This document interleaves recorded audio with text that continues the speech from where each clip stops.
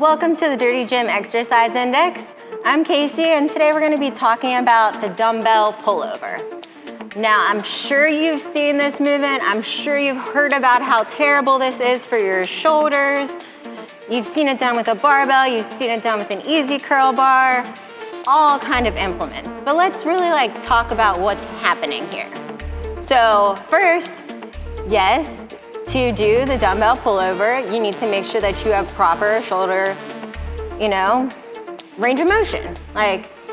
Of course, anytime we're going overhead, we have to make sure that our shoulder is ready for that. So an easy test, you're gonna get braced to neutral, and you're gonna take your arms up over your head. Okay, if we can do this, we're good. If we can only maintain till here, not good. If we're like this, definitely not good. Okay, so first, let's check our shoulder range of motion out. Okay, because that's where we're going. And if we can't get there, safe for our body, why are we doing it? Okay? So now this movement does offer a lot of bang for your buck. I mean, like large muscle groups that you're working your lats, you're working your pecs. We're also gonna get the tricep involved, also the serratus and the abdominals. So we're hitting a lot of things, which is great.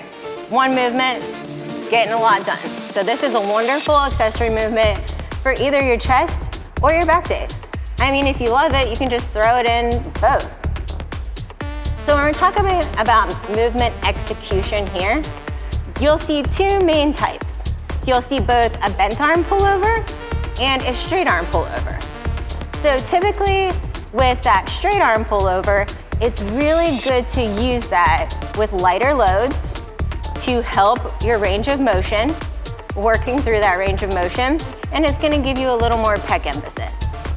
Now with the bent arm, usually you can add a little bit more load, and it's gonna hit the lat a little bit more. So it just depends on what you're going for here, but they are both correct movements. So let's see it in action.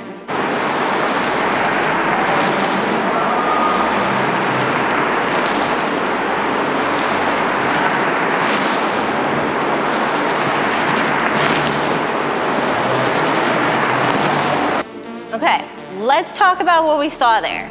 So proper shoulder range of motion, very important. But we also need to make sure that we're stabilizing that shoulder properly. Okay?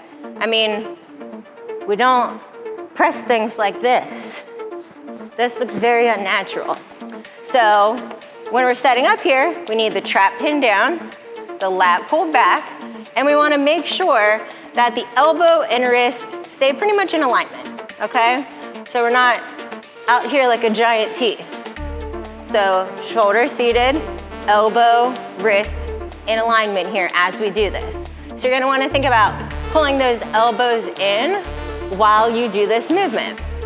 I actually dislocated my shoulder doing this movement 6 years ago because I let my elbow go out. So start with a light load on these. Take them nice and slow. They are a very potent exercise. Focus on movement execution, not load on these. So remember, this is an accessory movement. We're doing this to help stability. We're doing this to help muscularity, and we're doing this to help imbalances. So that doesn't necessarily mean we need a huge load to get a good training effect out of this. So remember, we need time under tension here, straining for 30 to 60 seconds. Have fun with this one, be safe, take it slow.